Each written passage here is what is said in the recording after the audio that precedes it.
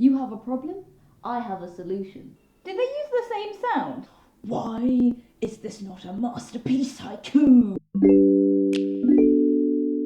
Hello there, and welcome to my channel, or welcome back. My name is Priyanka, or PM in writing or on stage, because I am a spoken word poet, aspiring author, and bookish content creator on here, and Bookstagram and BookTok, so if you haven't checked me out on those platforms yet, then please do. And today we are going to be chatting about something that is sort of adjacent to BookTok, that I've not seen a lot of people chat about online, which is poetry talk. Now, I think it's really great that the internet has created these spaces for poetry to thrive online, like Instagram, and created its own genre of like instapoetry, and poetry talk, I think from what I have seen, is kind of an extension of that. But oh my god, so much of the poetry on there is the same. I feel like if I had to create a checklist for poetry talk or like poetry spaces online, it would be something about a breakup, something about romantic relationship, and it's like a sentence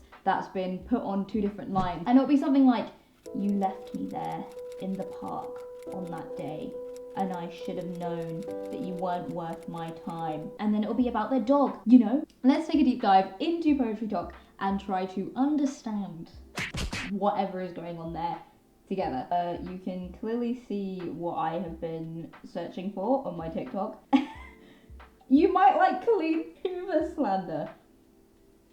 They're not wrong. Alright, let's go. Okay, so we've got a lot of white, a lot of beige tones going on. This kind of short poem is what I think most people know Instagram poetry as, the kind of one-line, snappy poetry that you can instantly get something from. Let's do a count and see how many of these are about relationships. So I'm gonna say it probably is about a romantic relationship. Let's check the next one.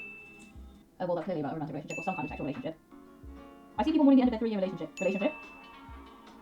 God, I think the thing that I find quite interesting about poetry talk and insta poetry is that a lot of them present the same kind of aesthetic. And I think what annoys me, or what bugs me the most about that, and why I wanted to do this deep dive, is to open up this conversation a little more. If you want to write a sad poem about your relationship, then go ahead. Like, I'm not gonna sit there and like breathe down your neck and be like, why is this not a masterpiece haiku? But I think that's the whole point, is that poetry can be anything you want it to be. I'm like, why make your poem the same as everyone else's when there's so many more opportunities to make it your own and explore other things?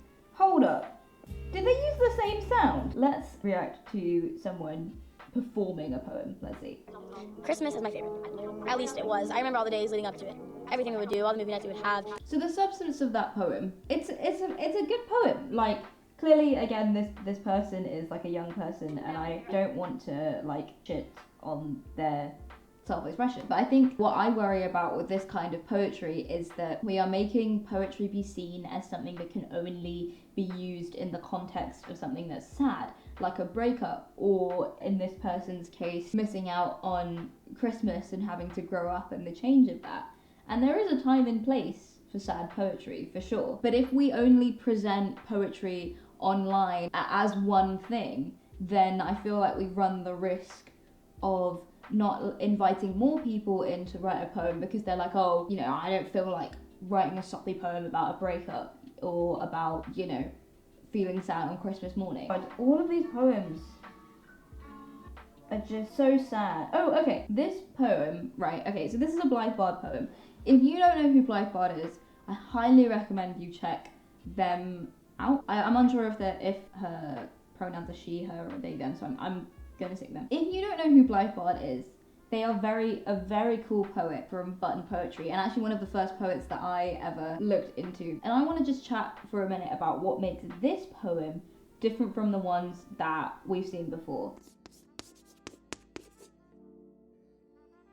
The gist of it is that Blythe Bard is talking about the universe to us and their place in the universe, and they're also out walking with their dog, and so they're discussing how their dog fits into the universe as well, and how their dog ends up being like kind of like a metaphor for the universe. And the language is still very simple. right? And yeah, arguably, the final line of the poem is still quite sad. She thinks this is what she wants, but she does not understand how it will hurt. However, what's different is that there is some kind of levels to it, right? It can be read in different ways. Whereas if we compare it with this one, maybe I like boys with broad shoulders and thick necks. Maybe I like girls with long eyelashes and upturned noses, but mostly maybe I just like people with warm hands, loud laughs, and good hearts. It's all there for you. It's all been laid out. And I think the beauty of poetry, for me at least, comes from its ambiguity, its ability to read, like you can read the same poem over and over and over again, but it will still find different layers of meaning from either where you're at in life, or just because the words itself have left a little bit of room for you to come in and provide your own interpretation. Whereas with this poem, technically you could be like, oh, this might apply to me at different points in my life. Maybe if you're someone like figuring out your sexuality or something like that. But at the end of the day, I feel like it's all pretty much there. It's someone speculating about what kind of partner they want, and they just like nice people. And that's kind of it, and that's where it stops, you know? This might make you cry, but you need to hear it. Okay. Let's see if I cry.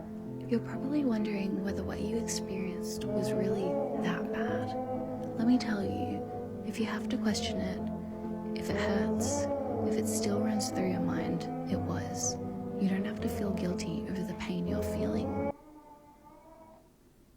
Is this sound used just for poetry? Okay, so I think the sentiment of that is quite sweet, right? I'm not here to shit on that. But again, particularly I feel like in this poem, it really exemplifies what I said before, because the poet has put you in there. So you're directly addressing your reader, and you're literally telling them kind of what you want them to feel, which I don't think, personally, should be the effect of poetry. Poetry should let you feel what you want to feel when you come to it, rather than someone being like, you have a problem?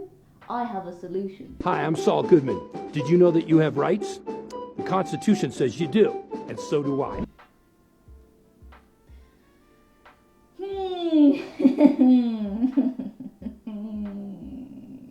Okay, this is the kind of poetry that kind of annoys me the most, because it's a sentence. It is one sentence. You still go by the nickname I gave to you, but because someone has separated it, put it in the center of a page, and put it on another line, it's a poem. And I know this slightly contradicts what I said earlier about people being able to write about whatever they want, and you know, poetry should be a thing of like freedom of expression, etc. But it's interesting because I personally feel like this is kind of where we have to draw the line on making one sentence a poem. And it kind of goes back to this argument. I think Nathan Zed ages ago made a good point about this in one of his videos. If I remember which one it is, I'll leave it in the description, where he said something like, it's kind of about the amount of time that you put into a piece of art and whether or not that makes it art. And honestly, the origin of all of this is Rupi Kaur, and I want to do like a whole other separate video on why I don't really like Rupi Kaur, but for now I just want to focus on the aesthetic of this poem, which is quite frankly not a poem. I think what happens is it just makes the margin of what poetry is or can be considered like smaller and smaller and smaller.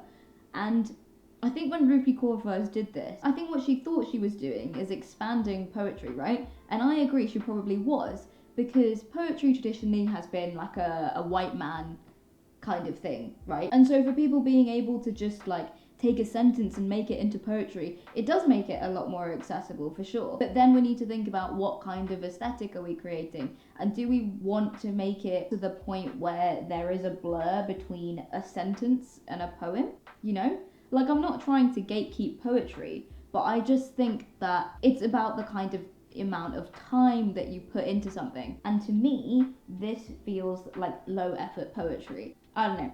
That's just my 2 cents. I don't know if any of it made sense. Vanilla. I can't pronounce vanilla. From the moment my mouth could swallow sounds, the sweetness of that word stung my tongue, and it was easier to order strawberry than risk being the joke of the playground. I can't pronounce vanilla. My dad would sing the word in slow motion, make strange faces with exaggerated vowels, but the sound sunk to the sand at the bottom of my brain's ocean. I can't pronounce vanilla. I lose the map somewhere between the V and the A, wandering, pondering, dawdling aimlessly, clutching at melodies and chords in disarray.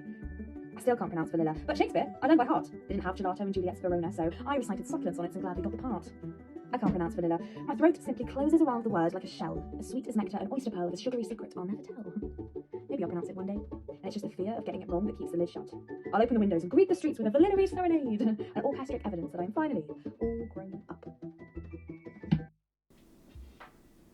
That was a perfect note to end this video on, and this is what I feel like we need more of online on poetrytok. Just write poetry doesn't always have to be that deep. Write poetry about something slightly silly, slightly fun, that, like, you know, it does kind of have slightly sad undertones to it, you know? Not being able to pronounce vanilla and being made fun of quite a lot, that could potentially be a really sad poem, but this person has made it into something fun and a little bit goofy. But they've written a really great poem about it. Honestly, I feel like their writing style is pretty similar to my own, so pop off. And I feel like that is where I'm going to end the video today. Hopefully, some of this somewhere made sense, because honestly, while I was recording it, I don't know if I felt like any of this made sense at all. Let me know your thoughts in the comments below. And as always, I hope you're having a lovely day, and I will see you in the next video. Go be happy, write some poetry. Bye.